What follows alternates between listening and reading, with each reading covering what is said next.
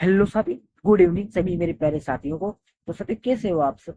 आशा करता हूँ कि आपकी पढ़ाई बहुत बहुत अच्छी चल रही होगी। तो आपसे एक निवेदन है कि आपके एक जन स्टडी चैनल को सब्सक्राइब करें ताकि सभी क्लासें आप तक पहुंचे। तो आज का हमारा लेसन रहने वाला है फोर।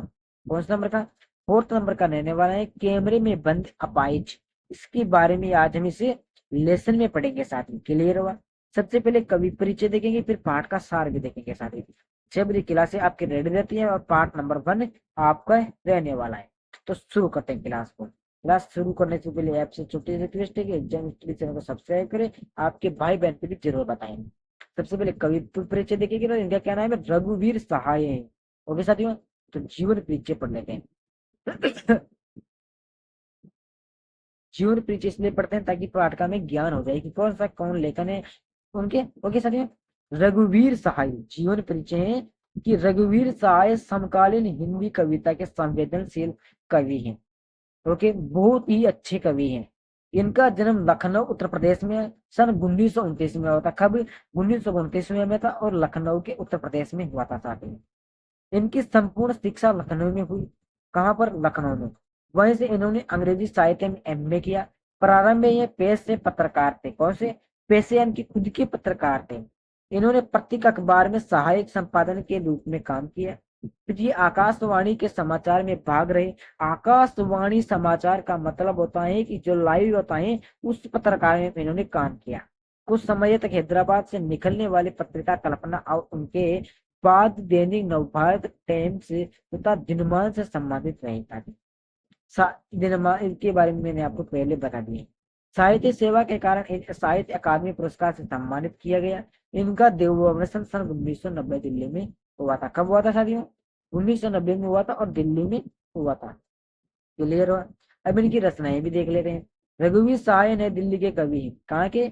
रवि सहाय नई कविता के हैं, नई दिल्ली के हैं, नई कविता के। इनकी कुछ आरंभिक कविताएं अज्ञे द्वारा संपादित हुआ। दूसरा सप्तक 1935 में प्रकाशित हुई। दूसरा सप्तक का प्रकाशित हुआ 1935 में।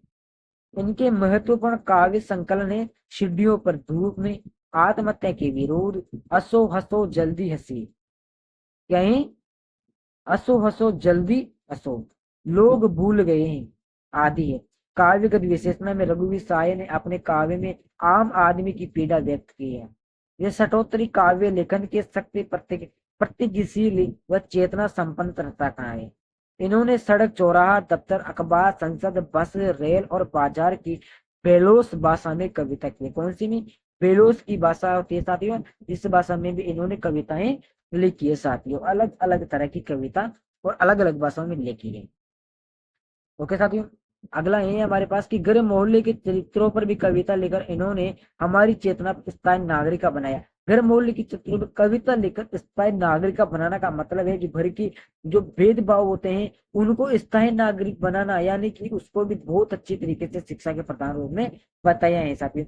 जो भी गरीब मोहल्ले में जो पुरानी रीति रिवाज चलते आते हैं साथियों, उस पर भी उन्होंने कुछ कविता ही लिखी है और उन्होंने नागरिक बनाए जो भारत की बनाए। हत्या, लूटमार, राजनीतिक भ्रष्टाचार और इन छल छंद कविता में उतरकर खोजी पत्रकारिता के संग रपटे नहीं रह जाते, वे आत्मा निस्वेषण के माध्यम बन जाते हैं। इन्होंने कविता को एक कहानीपन और नाट्य व्यक्त किया है। रघुवीर सहाय ने बतौर पत्रकार और कवि घटनाओं में नीत विडंबना और त्रासदी को देखा है। इन्होंने छोटे की महत्ता को स्वीकारा और उन्हीं लोगों ने उनके अनुभव को अपनी रचनाओं में स्थान दिया है। जिन्हें समाज में आसियाई पर रखा जाता है, इनकी ऊंचाई पर रखा जाता है।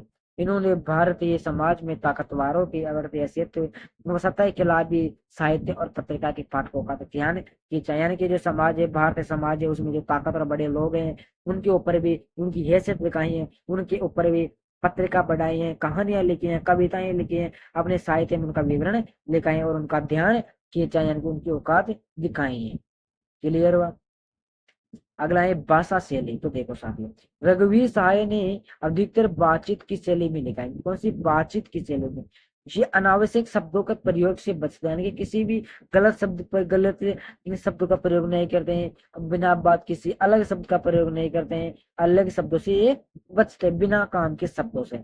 भयाकांत अनुभव की आवेग रहित अभिव्यक्ति भी इनकी कविता की अन्यतम विशेषताएं।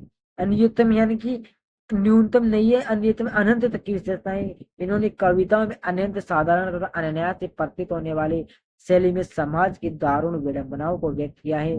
साथ ही अपने काव्य में सीधी सरल और सादी भाषा का प्रयोग, बिल्कुल काव्य में सीधी सरल और किसी भी विडंबनाओं का प्रयोग नहीं किया है। साथ ही विडंबना होती है जो बुराई होती है, तो सर विडंबनाओं का प्रयोग किया है, सीधी सरल और भाषाओं का प्रयोग किया है, टेढ़ी मेढ़ी भाषा का प्रयोग नहीं किया है। साथ ही अब देखेंगे हम कविता का प्रतिपाद्य एवं सार देखेंगे। साथ ही सबसे पहले प्रतिपाद्य देखेंगे। कैमरे में बंद अपाहिज कविता को लोग भूल गए हैं, काव्य संग्रह से लिया गया है। कैमरे में बंद अपाहिज कविता चल फिर नहीं सकती, उस कविता को लोग भूल गए, इस कविता से इस काव्य संग्रह को लिया गया है लोग।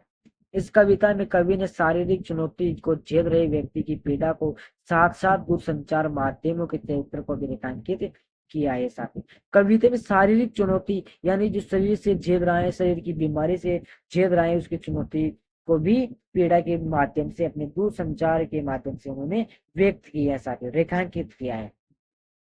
किसी की पीड़ा को दर्शक वर्ग तक पहुंचाने वाले व्यक्ति को उस पीड़ा के प्रति स्वयं संवेदनशील होने और दूसरों को संवेदनशील बनाने के दावेदार होना चाहिए। साथी आज विडंबना यह है कि जब पीड़ा को पर्दे पर उभारने का प्रयास किया जाता है, पर्दे पर उभारना यानी कि सामने लाना, मुहावरा है पर्दे पर उभारना, पर्दे पर उभारने का सामने किसी बात को सामने लाना, तो कारोबारी दबाव के तहत प्रस्तुतकर्ता का रवैया संवेदनशील होना चाहिए। ये कविता टेलीविजन स्टूडियो के भीतर की दुनिया को समाज के सामने प्रकट करती है। टेलीविजन स्टूडियो को क्या है, भीतर की दीवार दुनिया समाज के सामने जो टेलीविजन स्टूडियो है उसकी जो बुरी यानी कि जो उनकी पीछे की चीजें हैं उनको दुनिया के सामने प्रकट करना चाहती है, दुनिया को दिखाना चाहती है, जो झूठी मूठ की चीजें होती है उनको। साथ ही उन सभी व्यक्तियों की तरफ इशारा करती है जो दुख दर्द यातना आदि को बेचना चाहते हैं। क्लियर आया समझ में? अब देखेंगे इसका सार। तो देखो साथी, इस कविता में दूरदर्शन के संचालक स्वयं को शक्तिशाली बताते हैं।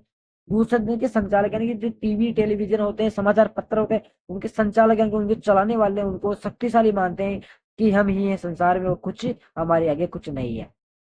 ओके, तथा दूसरे को कमजोर मानते हैं। ये वे विकलांग से पूछते हैं कि आप अपाहिज हैं, आप अपाहिज क्यों हैं, आपको इससे क्या दुख होता है। ऊपर से वह दुख भी जल्दी बताए क्योंकि समय नहीं है। प्रश्नकर्ता इन सभी प्रश्नों के उत्तर अपने हिसाब से चाहता है। इन प्रश्नों से विकलांग घबरा जाता है।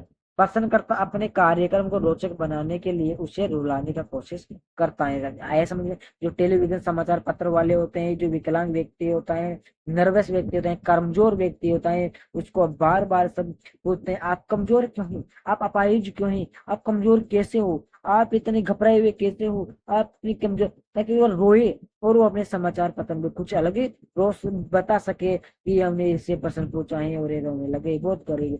यानी कि वो अपने समाचार पत्र यानी कि समाचार बनाना चाहता है, इस प्रकार की बात करना चाहता है साथी, ताकि दर्शकों में करुणा का भाव जाग सके। इसी से उसका उद्देश्य पूरा होगा, वह उसे सामाजिक उद्देश्य कहता है। परंतु पर्दे पर वक्त की कीमत है, वाक्य से उसके व्यापार की प्रोल यानी कि पोल खुल जाती है। यानी जो पर्दे के पीछे जो चीजें होती है सब पर्दे के सामने आ जाती है, तो उसकी पोल खुल जाती है। क्लियर रोशन? यही चीजें हैं साथ ही इस पार्ट में। जो अपाहिज यानी कि जो कमजोर व्यक्ति है उसको, जो कमजोर व्यक्ति होता है उसको लोग बहुत परेशान करते हैं साथ ही। ओके, ये इसमें बताया जाए दुख विडंबनाओं का प्रयोग करते हुए कवि कहना चाहते हैं कि जो कमजोर व्यक्ति होते हैं उसको, जो बड़े लोग होते हैं उसको बहुत परेशान करते हैं। आप अपाहिज क्यों हैं, आप परेशान क्यों, यही बात इसमें बताना चाहते हैं। ओके साथियों, कल इसकी हम व्याख्या भी देख लेंगे साथियों। हमने बहुत अच्छे तरीके से आपको व्याख्या बता रहा हूँ, सार बता रहा हूँ, लेक्चर आप लाइक शेयर पर नहीं करते हो साथियों, तो इसका ध्यान रखें साथियों। ओके साथियों, कल मिलेंगे।